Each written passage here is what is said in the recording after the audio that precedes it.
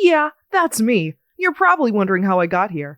That's a long story, one involving me graduating a semester early and deciding to take those last 4 months in order to fill my one and only New Year's resolution, to start a proper YouTube channel. And it wasn't going to be populated with more half-hearted attempts at achieving VTuber fame.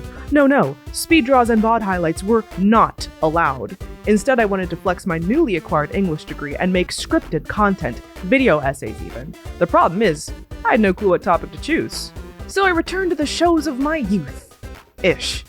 I was 16 when the first season of Voltron Legendary Defender aired on Netflix, and I kept up with it until the last season dropped. I even remember where I was when I was watching it. I was 19, back home for the holidays, and for some reason my parents thought a family-friendly trip to Vegas was the thing to do. I had downloaded the episodes to my laptop in preparation for the 4-hour car drive and had finished it somewhere in the Mojave Desert. I had opinions about it. Those opinions have continued to evolve over time, but I have not seen those opinions properly articulated by another video essayist or YouTuber as of yet. This made sense as a debut video. Well, kind of.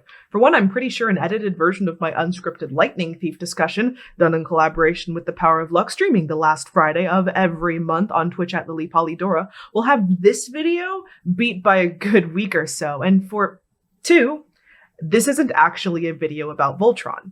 Huh? See, when I sat down to rewatch Legendary Defender, I experienced a mild shock in the form of it being basically impossible to watch in its entirety legally anymore. It's not on Netflix, Prime only lets you buy some of the seasons, and good luck getting any DVDs. But you know what I did have a DVD of? I had gotten this nearly a year ago from FYE. It was still in its plastic shrink wrap and everything. No, I do not want to talk about how worrying it is that a show from 1984 is more accessible to watch than one from 2016. So, I decided to lean in, turn this one-off into a proper deep dive, and starting with the original series just made sense. I did what I usually did when committing myself to watching an ancient oddity. I opened a Discord call and threatened all the freaks that I asked my incredibly normal friends very nicely to watch this show with me in a way that is legally distinct from coercion. We got about half an episode in. Now, hold it! To all 5 of you OG Voltron fans out there, before you start waving your walkers at me, give me a chance to clarify. That's not me saying your precious fave is bad. Frankly, I still haven't seen enough of it to make that kind of judgment. But I do plan to, probably as my very next video. Honestly, after this train wreck.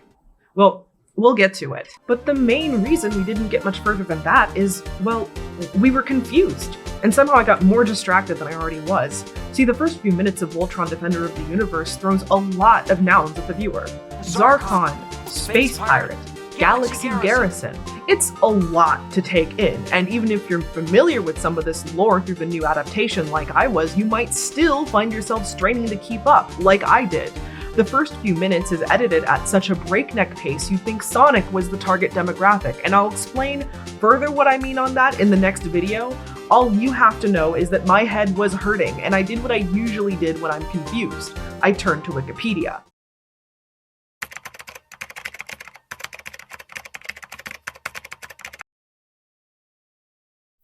Ah, there it is. Hey, wait a minute. Okay, I'm playing it up for effect here. In case you know nothing about Voltron, in which case, hi, I love you. One of the first things you learn upon entering the fandom is the fact that it was originally adapted from the anime called Hyakuju Ogogayan, aka the King of 100 Beasts Go Lion, aka Beast King Go Lion. Well, kind of adapted. It's essentially a proto-4Kids dub done by World Events Production, also known as WEP, depending on who you ask in the fandom, and one of my sources here is a now deleted Reddit post, so take this with a grain of salt. It's either a relatively faithful adaptation with a few changes here and there in order to please the comparatively more conservative American broadcasters, or it has a script so wildly different that it could be said that the American writers didn't even bother to look at the Japanese script. Guess which of those takes got deleted. By my estimations, the truth is somewhere in the middle, but the latter was so funny I had to see for myself. So, let's actually take another look at that wiki page. I mean, talk about the series. Look at the wiki page. Go Line was created by Toei Animation, the studio probably most well known for making One Piece, and the studio probably most likely to make my life a living hell by giving me a copyright strike and killing my channel in its cradle. It aired from 1981 to 1982 and had a total of 52 episodes. This is actually less than half of what Defender of the Universe would air, that count coming in at a whopping 124. Wait, what? 4Kids may have created a weird 4th of July TV spot using their dubbed characters, but they weren't usually inventing episodes whole cloth. While that second Redditor may have been exaggerating a bit, the spirit of what they're saying isn't completely off. The plot of Defender of the Universe is quite different from the one found in Go Lion, and okay, say it with me now. We'll get to it in the next video, but the basics is that this involved editing so heavy that it invented certain plot lines whole cloth, though that's not even the half of it. According to Defender of the Universe producer Ted Koppler, the demand for more Lion Force episodes was incessant, but Toei had only made 52, and stations were running them to death. We ultimately produced 24 additional episodes from scratch to meet this demand. And suddenly, the numbers start to add up. Mostly.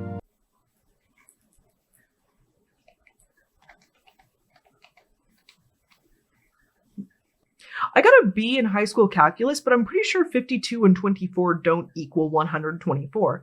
The math makes a bit more sense when you consider that the 124 episode count includes Vehicle Force. It was a spin-off series of Defender of the Universe that aired concurrently to the second season. This was adapted from a wholly separate Toei production, Armored Fleet Dairugger 15, which I have promised myself under pain of death I will not watch for the sake of this series. Unless someone really wants me to, for some reason. Donate to me at patreon.com/gofund. The number count's a bit off, but that could be for numerous reasons, including Koppler just misremembering in the interview. With that, I could finally... Wait, what was this video about again?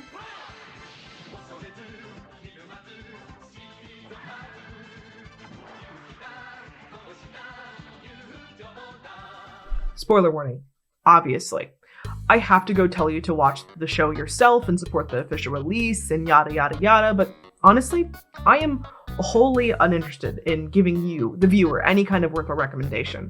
Also, I don't think I actually know if you should watch it or not. Go Lion is a classic anime with a lot of historical value with respect to its place in classic sci-fi and mecha anime. It's the type of show that a good essayist could probably make at least a few worthwhile videos on.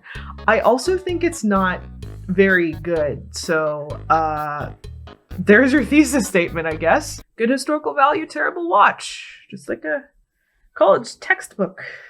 Jesus Christ, this is gonna be bad.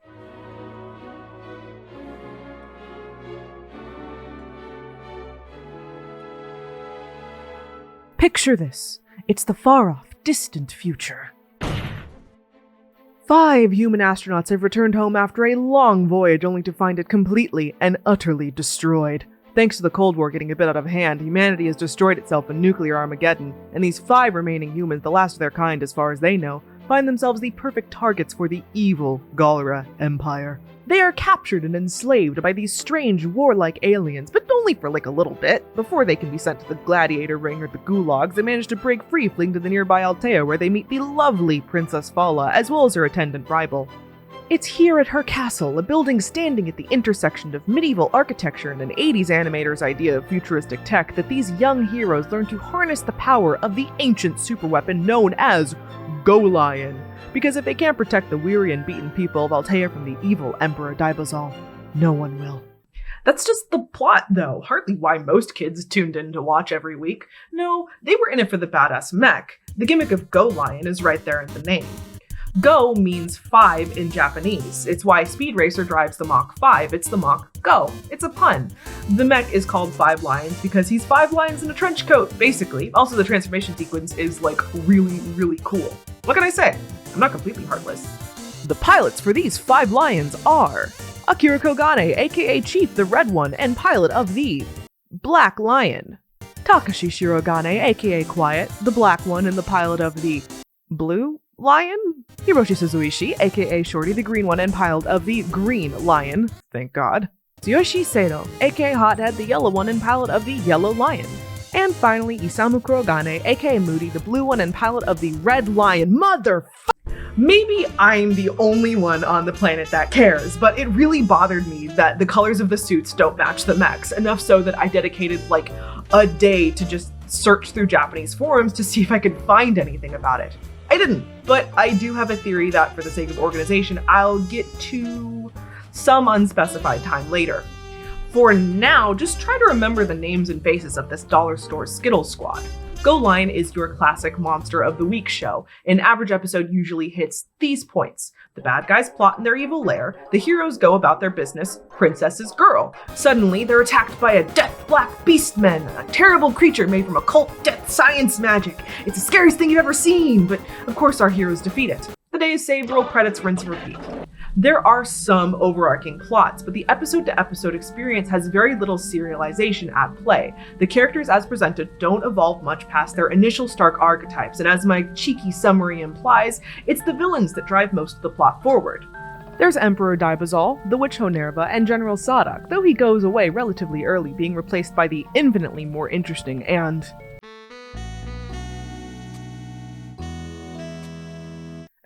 by Prince Sincline. He's cool, I guess. We'll discuss the plot more later, but for now, this is what you need to know to keep up with these insane ramblings I've decided to call a video essay.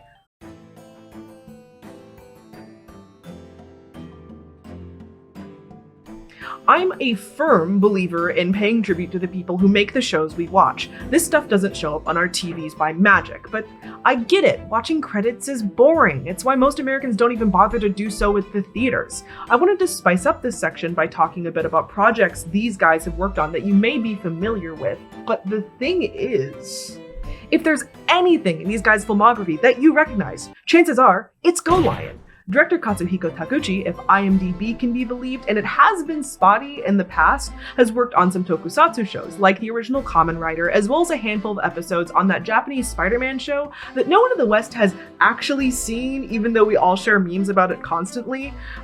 Go Line was one of 2 anime the man ever worked on, as far as I can tell. Mech designer Katsushi Murakami seems to have had a decent career, but not in anime, so I don't care. He's worked as a toy designer with Bandai for a long time, being hired onto the project due to his mech design in Future Robot Deltanius, another Toei production. Actually looking at the 2 mechs side by side, it's pretty clear Toei were ripping themselves off here. Murakami's involvement in production seems minimal at best after that. He really just seems like the guy that drew the big robot and left.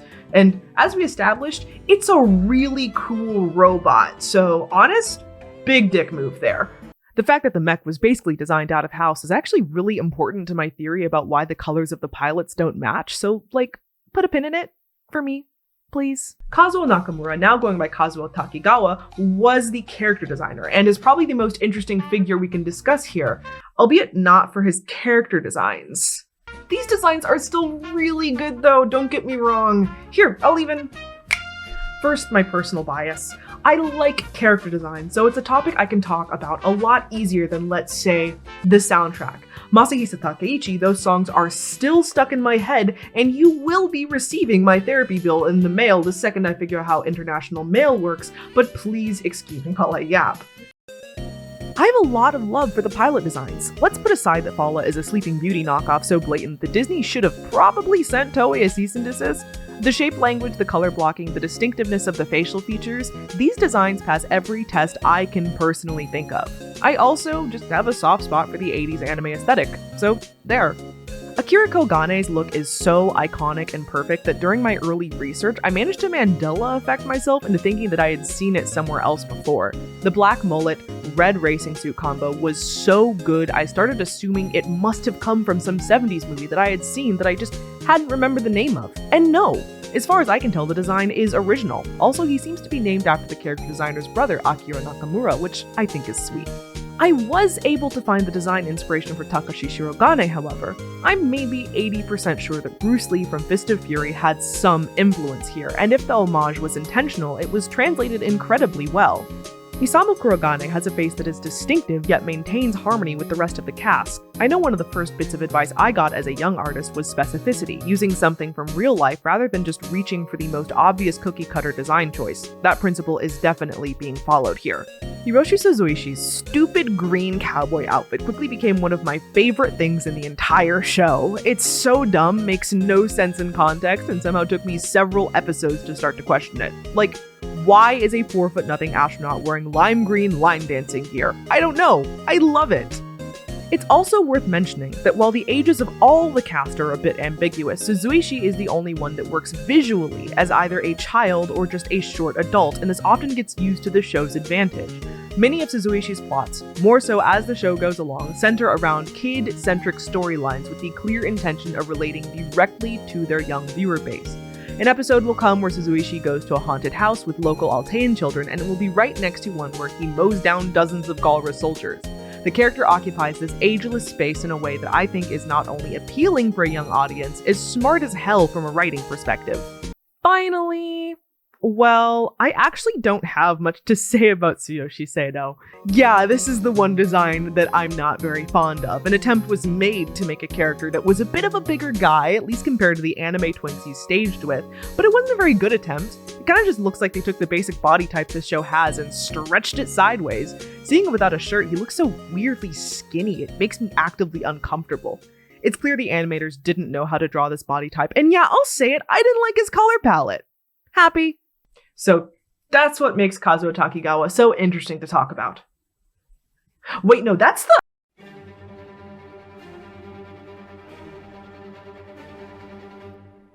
Okay, technically Takigawa wasn't involved directly in any court case. Well, kind of. He didn't show up in court as far as I can tell, but you know who did? Good old Toei. Yeah, that's right. All my talk about Toei and copyright was a clever setup. This is the payoff, baby! Here's a certainly unrelated question, however. Remember back when literally everyone was making live-action movie remakes of their 80s properties? That's still happening. Though the bowel movement known as Michael Bay's Transformers would make like $1 bajillion, not every nostalgia-soaked children's toy would get its time in the sun during this period. For example, Voltron! You probably don't remember Master of the Universe, a movie that came out right on the heels of its fabulous animated run. It was so ahead of its time it made no money whatsoever. It's also real bad and basically scared off anyone from doing another He-Man film ever again. Now, in all seriousness though, it's weird that there wasn't even an attempt with Voltron, right? The toys may not have sold to Transformers or He-Man levels, but they must have sold decent enough, right? Well, that was a long time ago. Getting figures for that kind of thing is difficult, and I'm sure you don't want to. Did you know that the license to produce tiny plastic replicas of 5 lions has been passed around more times than the town bicycle? Look at the timeline and you'll see that most licensing periods often last for a year at most, which isn't typical for this space. Think of Star Wars, who over all this time has only changed hands once from Keener to Hasbro, and that was just because Hasbro ate Keener whole. Now, I'm not sure why every change of hands in the Voltron toy line happened, but thanks again to the Voltron wiki, as well as a Consumer Product Safety Commission report with numerous typos, by the way. By the way, this is the only reason I'm making you watch this. I had to try and decipher this fucking report. I'm not letting that work go to waste. We know pretty definitively why the first one happened. The first company that produced toys for WEP was Matchbox, a company that got eaten by Mattel whole. This partnership, the one with WEP and Matchbox, you get the idea, started in 1984 and ended the very next year in 1985 when their newest shipment was found to have, to use the language of the report, levels of lead which are higher than that which is allowed by law.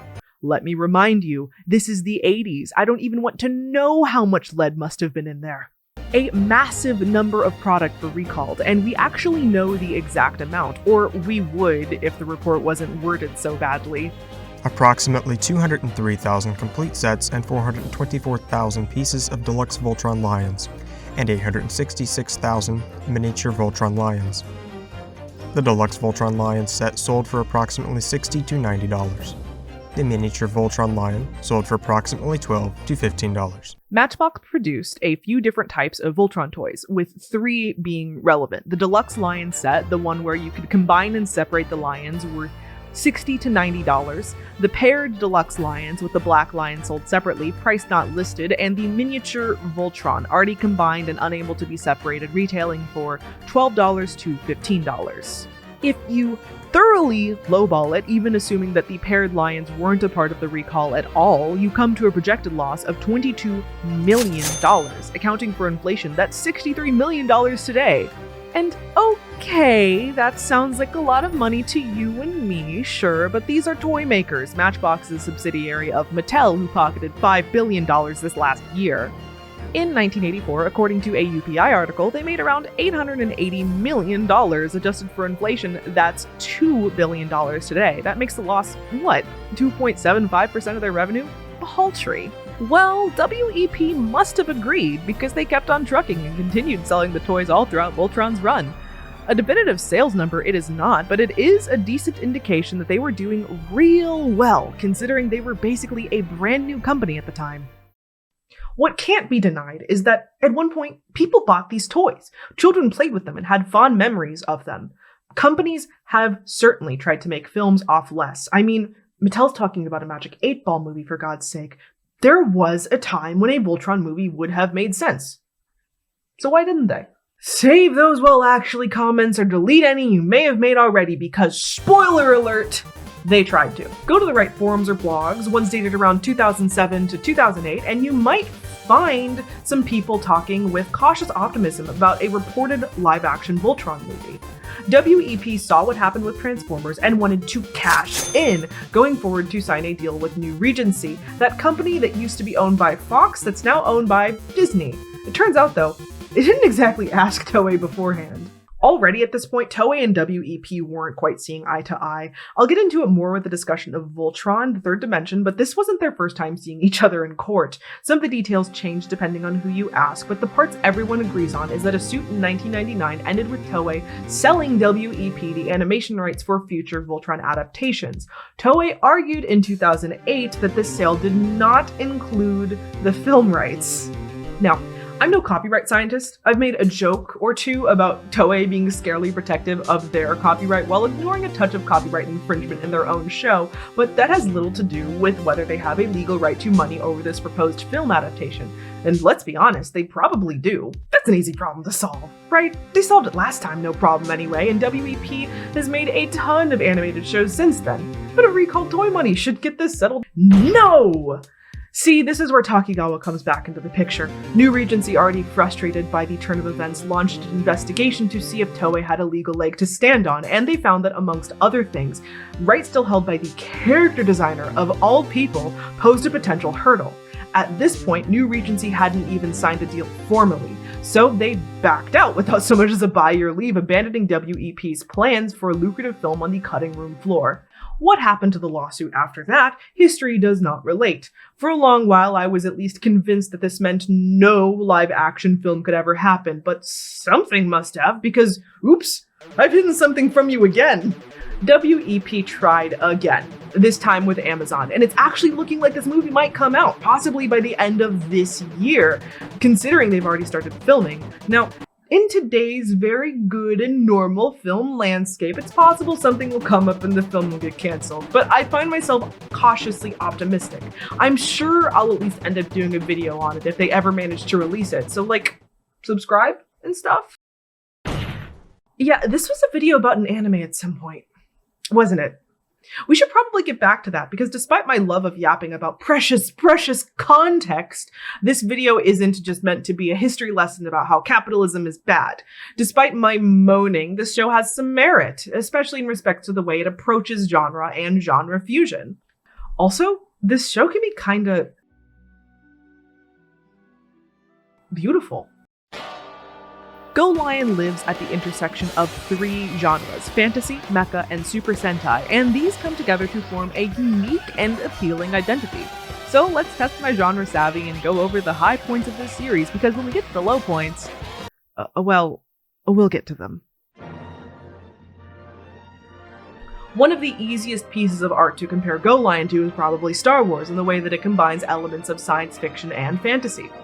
I made the comparison, others in the Discord server made the comparison. It's kind of obvious if you're just taking into account broader plot points. It has an evil empire, a group of ragtag heroes, a princess that shoots people to death, as well as an underpinning of religious mysticism to the lore.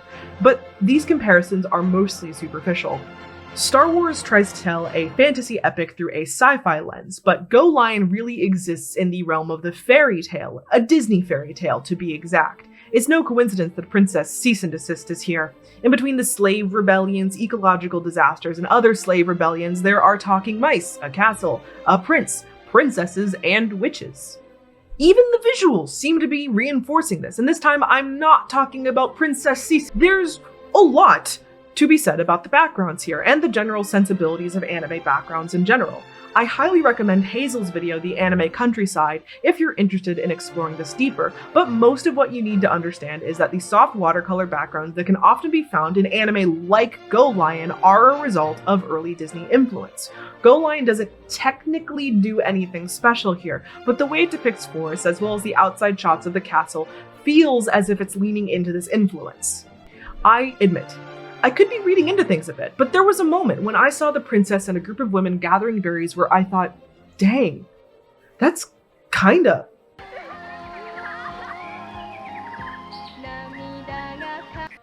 Beautiful. And I guess that's all it has to be for me to get my point across here. The Go Lion team attempts to fuse the comfortable, idyllic world of the Disney fairy tale with a dark sci-fi story about all the ugliest aspects of war, and it's effective. Well, okay, it doesn't work every time, but it swings for the fences, and I appreciate that in itself. It had me even starting to forgive the sillier aspects of the show, like, maybe these elements are load-bearing and I'm just too smooth-brained to see it. Did I find the Mice Mecha episode stupid at the time? Yeah. Does it enhance the veritable war epic that follows? Probably not, but removing the mice entirely would make it not Go Lion anymore. Okay, I've watched a mecha show or two. I kind of know what I'm talking about here. I at least know enough about mecha to understand that whenever someone says something along the lines of X mecha show was so deep because it subverts the mecha formula of being all dark and stuff, that person is probably talking out of their ass. The bread and butter of mecha has been serious war stories since Mobile Suit Gundam did it in like 1979, and everyone on the planet has been copying their homework ever since that debuted and made like $1 billion, or yen.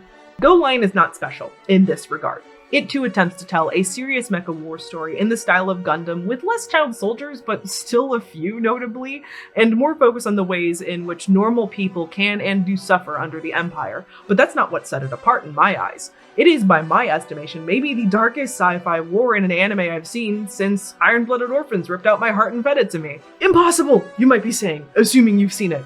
And I'll agree with you, on some level there. Go Lion does not reach the emotional heights that Iron-Blooded Orphans does.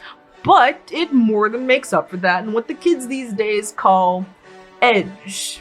Psh, nothing personnel, kid. Go Lion is one of those shows that probably needs a content warning or two. I won't get into every reason as to why. The worst of it is mostly done by implication, and I would rather not ruin this video by paying too much attention to a genuinely minor element, but I will say with confidence that if it aired unedited on American television today, there's some chance it would rightfully earn a TVMA rating. There's guts and gore galore. It touches upon and takes seriously topics like slavery and genocide. The Crunchyroll subtitle track keeps on inserting swear words in a way that I found genuinely funny. They kept on translating the Japanese insult yaro as son of a bitch. Now, the word yaro is actually a pretty versatile insult. Son of a bitch is a potential translation, sure, but it's kind of weird when even the princess can be seen saying it. And listen, I'm a has-been hotel apologist. I don't mind a swear word or 20, but when onna, a mouth pejorative for a woman in Japanese, is translated as bitch, I start to feel like you're reaching a little bit. But that's really just a translation nitpick, hardly an indictment on the show itself. And again, it's kind of funny. Concerning said show, I oscillate between viewing these edgier elements as being tasteless and unnecessary, or pushing the boundaries of acceptability in an interesting way. To stay generous for this section at least, I'll point out that the darker elements do seem to be well considered at times. For all the horrible shit the Altean people get put through, equal time is often spent showing them trying to recover, sometimes in ways I haven't seen much in other shows. One of my favorite episodes opens with the heroes building a soccer field for the citizens of Altea. We see everyone in the community pitching in, coming together in order to build something that will just make themselves happy. It's sappy, but I mean, they're building infrastructure for themselves, right? That's what's going on here. They're taking concerted efforts to physically recover from what was done to them, and I think that's really neat for a show basically made to melt the brains of 9-year-old Japanese boys. Could also be that 9-year-old Japanese boys just really like soccer. Shh! I'm trying to say something profound here. This is the mecha section. I had forgotten to mention anything about the mech. I like that the 5 robot turned into 1. That's cool. Listen, I don't know what to tell you here. You guys have eyes. Go Lion looks cool. Let's move on before I spontaneously combust. I'm going to be real here. I know very little about Super Sentai as a genre. I might just end up embarrassing myself here, but even I recognize that it was an important element and that it'd be weird not to discuss it. If you've made it this far into the video, I promise you know what Super Sentai is, but just in case for you non-Nihongo Jozu Americans watching, remember Power Rangers? Yeah, it's that. Teens with attitude dress up as color-coded superheroes who fight aliens in rubber costumes. It's Power Rangers. Funny thing though, I never watched Power Rangers growing up, so that's how little knowledge I'm starting with here. I had considered watching a few classic Super Sentai shows for the sake of this video, but I had already breached my self-prescribed deadline by like a month. It was starting to look doubtful that this video would even come out March this year, and so I took the easy way out. TV Tropes has now become a primary source for this video. My college professor would be so proud. I'm glad I did at least that though, because Go Lion is just a Super Sentai show basically, from the silly aliens to the color-coded suits to the character archetypes attached to said suits. Red is the level-headed leader. Blue is the laid-back right-hand man who has a reputation of being a bit of a lancer. Yellow is the goofy one that eats a lot. Green is the little guy. Pink is girl. So yeah, pretty neat. I wish I had more to say here. Maybe someone with more knowledge on the topic could— This is the reason behind the colors being wrong. Yeah, that's right, we're doing this now! So remember what I had mentioned about Go Lion being basically designed out of house? Murakami did a great job with it, maybe too good of a job, honestly. The design is iconic, and especially from a color theory perspective, it makes a lot of sense. Black acts as the base color, being square in the middle, and other colors are built around it. Of course, it was intended from the beginning to be a combiner robot, which meant that almost certainly the Black Lion mech would be the leader as the literal head. In turn, it would have to be piloted by the leader. But somewhere along the line, perhaps also near the beginning, it was decided that the show would take heavy influence from the Super Sentai shows that were currently doing crazy numbers on Japanese television. They made the characters reflect these archetypes, and of course had the colors match because you wouldn't want kids to get confused. Red is always the leader after all. But the mecha design was so good, you couldn't just switch a color or two without messing it up, or worse, disrespecting the work Murakami put into it. So they didn't. They kept it and settled for this.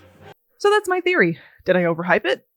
Maybe a bit. I may be the only person on the planet who this bothers, but you will know the pain of my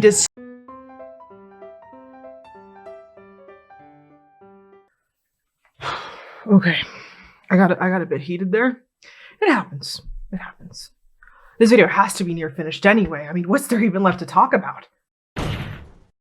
Oh. This is the closest I'm gonna get to actually reviewing the show, something that I didn't even intend to do when I had started watching, but knew I would have to do by the time I had rolled credits for the last time. Like, I'd sunk so much energy into just finishing the damn thing that I knew I needed to get my feelings out about it somewhere. See, the show isn't very good. It's maybe good for what it is, a Saturday morning cartoon for young boys in the 80s, but I can't say I had a good time with it. Sometimes an episode touches on a topic so heavy it snaps under its own weight. Sometimes it spends a whole episode of the talking mice fighting the evil cat, and the green one makes them a tiny mouse mech, and you just want to throw your PC into the sea, but you can't do that because you don't want to be one of those YouTubers that makes videos on shows they haven't even watched. I may be getting ahead of myself here. I've alluded to some of these problems already. I've done my best in getting across the thesis that this show is historically interesting and worthy of analysis, that it even has artistic merit, but I cannot deny that the moment-to-moment watching experience is bad. And hey, I'm a Western cartoon fan. My quarantine show of choice was Ben 10. I can handle some scuff for the sake of a good overarching story and a cool fight now and again, and a paltry 52 episode count hardly scares me. I tried watching it in a few different contexts. I lowered the amount of episodes I would watch in one day, raised it, tried watching it alone, settled on watching it with others. I did everything short of attempt to watch it in its intended format at a pace of one a week. I promise I did my best to give it a fair shake, but no watch method in the world would change the fact that it's just so boring. The slower methodical pacing that helped the first few episodes go down easy quickly became tiresome and meandering. By the time it started to get good around episode 47, when suddenly all the plots were happening at once and everything seems to come together, I just didn't have the energy to care anymore. If the plot was sprinkled more evenly throughout, this section might have ended up being written very differently, but here we are. This is actually a pretty common criticism when it comes to older serialized shows like this, because largely this was how they would be structured. They'd have their gimmick that could go on to the end of time, would plant bits of lore that could be brought back to reward loyal viewers, and once they knew cancellation was on the horizon, they could slap together a finale that satisfied all the plots well enough. Show done. I can respect that, honestly. And I doubt the people who made Go Lion could imagine that some pedant on the internet would watch every single episode in the span of a week just to complain about an issue that's more a result of the reality of broadcast television. But, and stop me if I'm saying something insane here, are you, the person watching this video, actually going to watch this show one episode a week as the TV gods intended? Is there even a remote possibility that anyone watching this video may have had the opportunity to watch it in that context? Of course not! A review from that perspective has like zero practical value. I mean, if someone wants to try that, have fun, I guess, but here in modern times I can say with confidence that watching this show wasn't a very good experience. The pacing is bad. The episodic jaunts aren't good enough to make the sparse overarching story worth it. Maybe there's a watch guide that could help you skip to the good parts, but I'm not interested. It's these ones. But in all seriousness, you should honestly use a guide like this at your own peril. You always run the risk of missing out on a moment that might be your favorite, like the soccer field building episode, which is not included in this proposed guide. I'll steal the thoughts of Parachuting Kitten real quick. She has a criminally underviewed video on the Tangled TV series, and in the end she says something interesting about the way we tend to view filler in shows like this.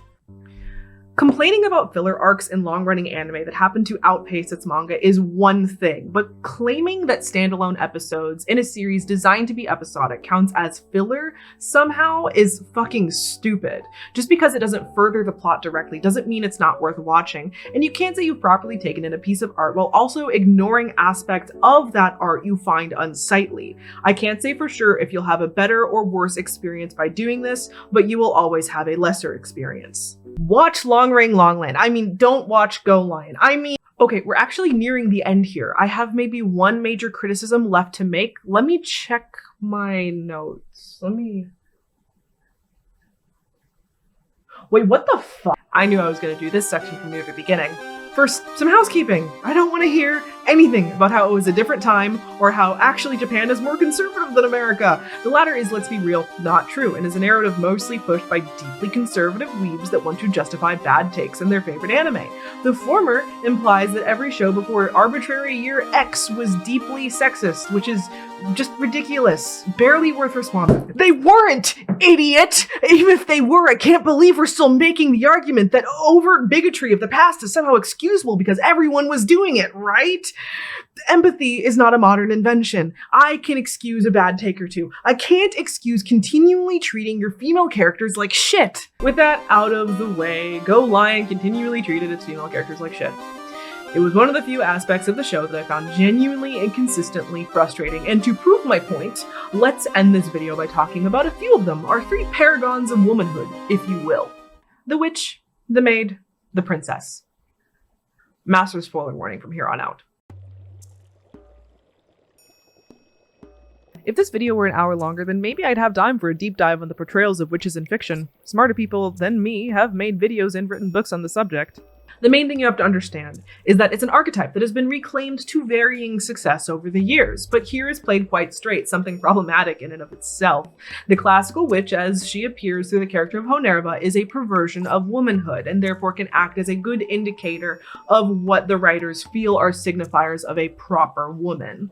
Honerva is ugly, scheming, subservient to the Emperor, who, spoiler alert, we find out is her son, but that hardly makes her a good mother. She does little to save him when it becomes clear Syncline's machinations are going to get him killed, attempting to kill Syncline in return when that comes to pass. If you're doing the math here, that's her grandson. Motherhood, beauty, and honesty can then be said to be traits that she subverts here. The last I'm neutral on, her schemes are one of the few genuine joys I took from this show. The first two are worrying, and if I have to explain to you why, you might be on the wrong channel here. Looks as a signifier of goodness is a trope I really hope we left behind in the 80s, and the show's preoccupation with motherhood as a theme and as a signifier of humanity and goodness feels at best wildly uncomfortable. In case you don't get it and are still somehow here, women don't need to be mothers to be worthwhile, and media has a weird double standard when it comes to bad mothers versus bad fathers. A bad father can be a complex figure, a bad mother is a perversion. She's a witch. I haven't mentioned this character yet, and she's not even in Legendary Defender, so let me give her a quick introduction. His is basically Fala's lady-in-waiting / caretaker. She's so unimportant to the plot that she's only referred to as Nanny in Defender of the Universe, but somehow manages to make it into every single episode post her introduction in Go Lion. She's a traditionalist, and there's hardly a second of her screen time in which she's not complaining about something. You could even say she's his Terrical. She'll shriek about how the princess isn't being ladylike enough, or how the heroes are a bunch of low-class hoodlums, or how the princess needs to be protected, be more modest, stop piloting. Get the idea? She's a nuisance. Having a character whose sole purpose is to complain is bad enough, but 90% of the time it's something overtly sexist aimed specifically at the girl that she raised. The easy argument to make, of course, is that as an audience member on Fala's side, you're obviously supposed to view His as being wrong, and in all fairness, barely anyone in the plot takes His all that seriously. Well, except here's the problem. They don't take her seriously, but they sure do parrot a lot of her talking points. Rybel, the cool, stoic butler to His's nanny, complains about basically all the same things she does. But because he's the cool older man in the crew, no one's dismissive or rude to him. The heroes only think His is being silly about Fala's modesty because they think she looks hot in a bikini, and otherwise are barely any better than her when it comes to their faith in Fala as a pilot. Something that, trust me, we'll get to. She's a middle-aged woman designed to be unpleasant. Her views do not meaningfully change over the course of the series. She is a bad character and is perhaps the one most emblematic of the sexism in the writing room. Almost. Anyway, there is. When I said we'd get to it, oh boy. As bad as I've been making Fala out to be through implication and casual jokes about her being girl, I promise it's so much worse than that. Fala is interesting on paper. It needs to be acknowledged that an attempt was made to turn her into a strong female character. I can imagine a version of her with minor tweaks that manages to be even feminist, and that version is called Allura from Voltron Legendary In all seriousness though, I see the vision. She's the princess of a downtrodden populace. She may not have experience as a pilot, but she takes up the mantle anyway for her people that don't even know who she is, really. She's just that dedicated to protecting them and living up to her title as the last ruler of Altea. She faces obstacles, the sexism and traditionalism of the people around her, but no matter how many times she's failed, she keeps on getting back up, and by the end, she's one of the most formidable pilots on the whole team. That's a journey I can really get behind. The closest thing to a proper character arc we see in this whole show, but that doesn't change how annoying it is when she's getting kidnapped or tricked or is crashing her line for the 10th episode in a row. Why is it that halfway through the series, she barely seems any better a pilot than she did at the beginning, when on her first outing as a pilot, she literally closed her eyes in fear and would have died if Kogane hadn't saved her? Why is it, when at the 3/4 mark, when she has actually improved, her teammates who are her friends grow enraged at the mere suggestion that she pilot the Black Lion? Why is it that when she shows courage and goes out alone in this line to protect them, and even manages to do a good job leading Go Lion in the head position, the plot treats it as if she wasn't ready yet, and that she was still, after all this time and dedication, lesser than her male counterparts? It's actually infuriating the way she gets treated here, and not just because I get so worked up about feminism. I can feel the gap between the writer's intentions and what they've actually put into the script. Listen, I doubt you're still asking this question at this point, but I needed some kind of title for the end here. I don't know. Maybe? I bet you $5 you can't finish it. Go Lion is, if anything, an interesting show to talk about. Enough so that I managed it for this video's length of time long. There's even stuff that I left out. Don't even get me started on the World War II imagery. Actually, yeah, don't. We really don't have time for all that, and I'd much prefer it if someone much smarter than me took on that burden. It's interesting, it's cringe, its characters are paragons, they're tired archetypes that reveal maybe a bit too much about the writers. It can be beautiful. I have been very consistent in my lack of desire to give you a clear-cut answer to this question. I'm not going to change that now. I wanted to give a quick thanks to my friends who stuck with me through this process. This has been a stressful couple of months for pretty obvious reasons, and they've stayed here through procrastination, script revisions, and dozens of hours of this show and my own rantings about it. I was serious about wanting to make videos on every single series in this franchise, but as I'm incredibly new and obviously not monetized yet, the timeline for that remains up in the air. If I can, I'll get the next one out a month or two after this one drops. If you want to speed that timeline up, you can do the obvious things: subscribe and share, watch the other videos that show up on this channel, like the book club discussions. We have a lot of fun with those. Fun fact, this video took so long to come out that I now have a Patreon and a Ko-fi, links in the description as well as in my bio. If you would like to support me in making more videos right this second, subscribe on Patreon. It's just one tier, $5 a month for access to an exclusive Patreon lounge in my Discord. A great place to harass me into making videos faster. And listen, I'm not the cops. I'm not going to kick you out if you stop subscribing. It's whatever. I'm cool. For any one-time donations, buy me a Ko-fi or even pay for a fancy art commission, also on Ko-fi. Any and all help is deeply appreciated. You could also say hi to me on Twitch. I stream every Friday, and one sub or even a small donation can go a long way. Don't be shy, or show, I promise. And of course, thank you so much for watching.